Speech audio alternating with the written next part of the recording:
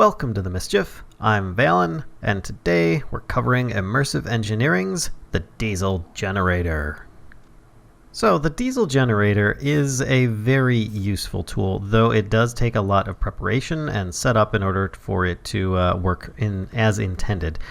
Please forgive the little visual glitches on the tanks right now. But the idea is at max output, this can give you 4096 IF or RF per tick, which you can also divide that into the other different types of powers that you would like. It does have some different power options available to it that you may be able to adjust in the configs if you so desire, but it is very useful. Now, it is made in a special way here. Let me first show you how it's made, which shouldn't be too bad. It's just a few of these steel scaffoldings here, just 3 of them with 3 pipe in the center. Then you've got your generator block on the bottom here, pipe on either side, so you kind of got like this Y shape of pipe running down the middle. Then you've got your radiator block. You've got a 3x3 slice back here of that. Then you've got 3 more generator blocks on the end, which there you go, that should do that. Now, this is where it really gets expensive, as if the radiator blocks and the generator blocks weren't enough. You've got heavy engineering blocks and a lot of them. So I'm filling all these in, but the front one here, you're going to want your redstone engineering block because that's going to be your on-off switch that you get. And then you make a kind of a plus shape of more heavy engineering blocks at the top here. Once you've got it set, you just aim for the center generator block here, and you right click and you get yourself your diesel generator, which is pretty cool. It can be a little bit noisy too, so don't be afraid to wear your hearing protection, for example, ear defenders. There they are here, which are very simply made with some iron rods, which are just a couple piece of metal or iron there, and some wool, and you can put those in, and that will help deafen the area. You can also customize those to specially block out specific sounds in an area, like the diesel generator. But that's pretty much it. I'm right clicking it. You don't get a user interface on it. If I grab a lever, I can put it right here on this spot here to turn it on and off, which is very useful. It has inputs on here in the front corner, not on the side here, and on the back corner for the fuel of diesel fuel to come into it, which of course you get from other things like your refinery that you may have creating different things here, or actually let me go to this one here. I don't know if this one actually is set up for it. Yeah, it doesn't actually have any in it at the moment, but you get the idea. A refinery would probably fill diesel fuel or other likely fuels into it, and it will give you quite a bit. Like I said, maximum would be 4096 RF or IF per tick. Now, if I took a bucket of the diesel fuel, put it in here, and have a capacitor right next to it, so that it is feeding all the energy in there, you'll get somewhere in the neighborhood of 511,000 RF from one bucket of diesel fuel, just to give you an idea. Now, it's give or take, depending on your connections, how far they are, so on and so forth. But it should help you out to understand how much RF you can get from one bucket's worth. And it happens really fast. The bucket goes in really fast. It processes really fast. So it's not like you're going to be sitting here waiting for the RF to pile, because it's going out at 4096 RF per tick.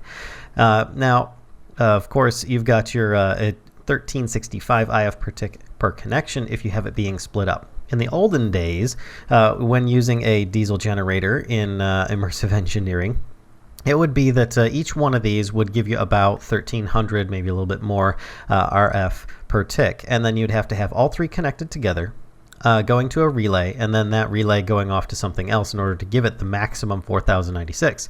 Now, in this case, you can have just one connecting out and supplying this power. So, for instance, actually, let me grab the HV cable here, and we will connect this. Now, I could use the Immersive Engineering capacitors, but just for ease of showing you guys what is in here, I mean, currently there is power in it.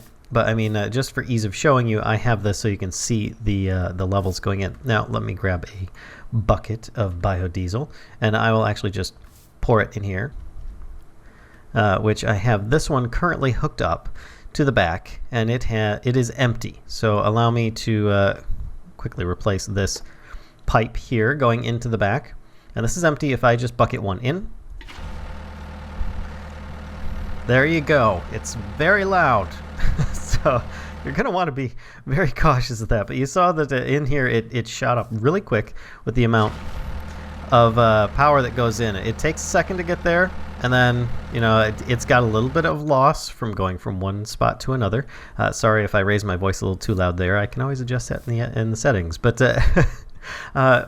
that was just one connection. That's HV connection. Of course, if you use MV or LV, you're going to get a lot more loss. You're going to have limitations for the connectors and what they can and cannot do. So I recommend you go totally HV cable for this in order to power your creations properly with the least amount of power lost.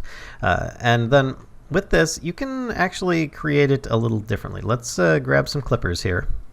And I will actually cut this, get rid of that, grab some more HV cable, and we can hook this up to different sections here. In fact, let me grab that HV connector, put these on here, and we can connect up the rest of these to the rest of this. There we go. There's the last of those connected up. I kind of messed it up a little bit there, but I corrected it because there was stuff in the way.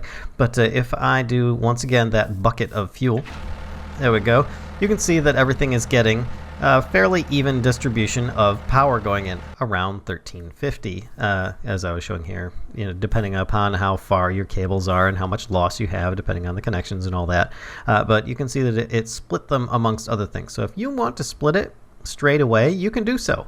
And if you just do 2, it will actually do it a little bit differently as well. So there we go, and you can see that it will, in fact, split it fairly evenly between the two sources. So if you need to split this up, you can. It's not a problem. But otherwise, you only have to, if you really want to keep it minimal, you could just use one connection, and then you're good to go and have that come off. Whereas in the past, you were required to use all 3.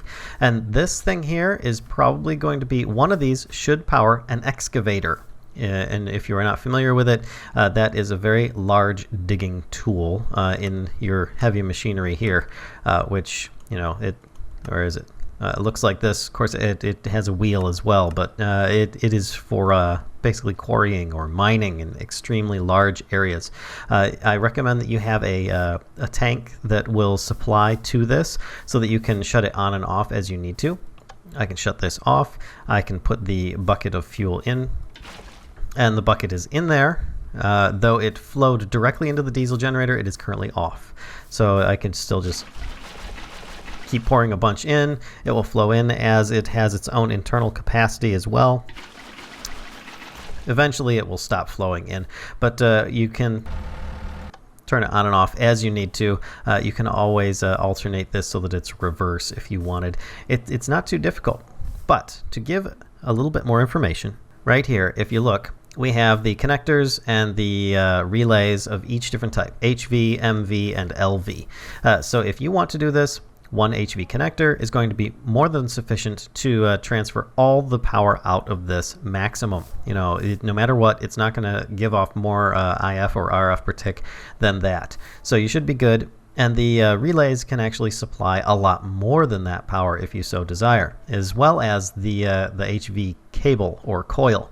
Now, if you go down to MV connectors, even if you use 3 of them, you're still going to be losing about about 1,000 IF or RF per tick. And now the wires and relays can handle that amount, though. So feel free to use those in some kind of conversion if you want, if most of your stuff has already gone into that. Now, LV is not really going to be sufficient. Even the relays and the coils are 1024. So even if you split it off, you're going to want to split it off quite a lot in order to power a lot of low power items before these become even barely applicable. So I do highly recommend you stick with the HV stuff so that you can get the best out of your diesel generator, which is quite fantastic, if I do say so myself. It kind of looks like a train engine of sorts with this giant radiator block up front. And once again, let's put in some of that and flick this lever.